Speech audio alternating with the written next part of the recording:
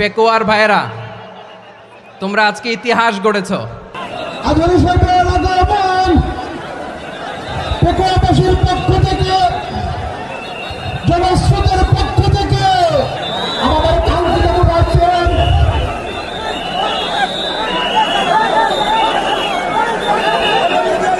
আমরা দৃষ্টি আকর্ষণ করতেছি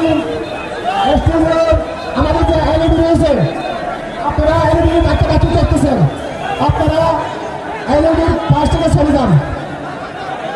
এলইডি যদি কোনো এলইডি স্টার্ট হয়ে যায় আলোচনা শুনতে কষ্ট হবে। সাংবাদিক বন্ধুরা